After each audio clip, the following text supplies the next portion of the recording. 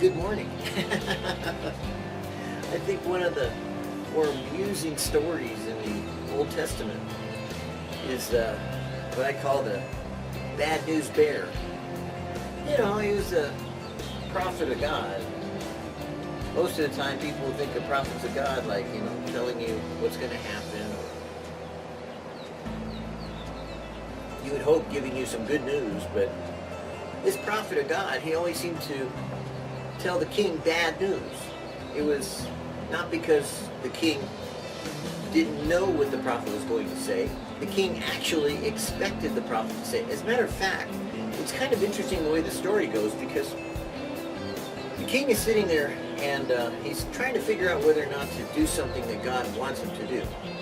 So he gets his counselors together, and he kind of knows what God wants him to do, but then he gets his counselors together and they tell him to do something else, something that the king wants to do. You see, the king wants to go out and, do something violent and take some battlefield or take some course of action against these people that are coming against them. And so he says, well, I've heard my counselors. I kind of know what I want to do. Isn't there anybody else who could give us a word? And he said, well, yeah, there's, Jeremiah, but he never says anything good. He's just going to tell you bad news. We call him the bad news bear. And so the king says, well, maybe, who knows? Let's go see what he has to say. So he says, bring him before me. So the king brings the prophet, and the prophet says, the king tells him, well, Jeremiah, this is what I want. This is what I want to do. I want to, these armies are coming up against Israel, and I want to go out and fight. Jeremiah says, go out and kill them. And he says, live long and prosper, go out and kill them. And so the king says, now Jeremiah, come on now. I want the truth, not just what you want me, what I want to hear. In other words, the king had so many times before called upon Jeremiah that Jeremiah just finally said this time just to tell him what the king wants to hear. So he told him what the king wanted to hear, which was to go out and try it. Try it, you'll like it. Well, when the king finally says to Jeremiah, well, what's the Lord say? Not what am I wanting to hear from you. Jeremiah says, you'll die. He says, you'll go out, you're going to go out anyways, but you're going to die from it. And they're going to take and wipe out the entire land. And so the king looks over and says, see, I told you, he never says anything good. And sure enough, that's what happened. The children of Israel were dragged off into Babylon because of their sinfulness. But it brings out a point today. A lot of people say, I don't want to hear from, but I do want to hear from this. Or I don't want to hear from that person, I want to hear from this person. Because this person will tell me all the good news and the good stuff, but I don't want to hear from someone who will tell me the bad news. What's interesting is that Jesus didn't always say something that people wanted to hear.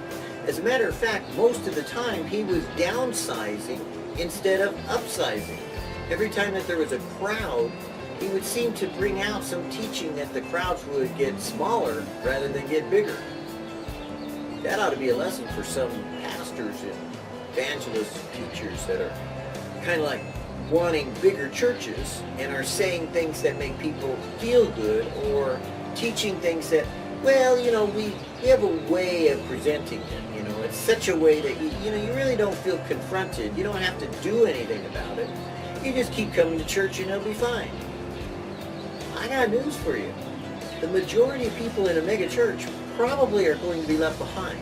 They're not going to get raptured because, quite frankly, they may be busy inside of a church, but it's their relationship with God that's the criteria with which Jesus himself and the Father, by way of the Spirit, decide who goes and who remains.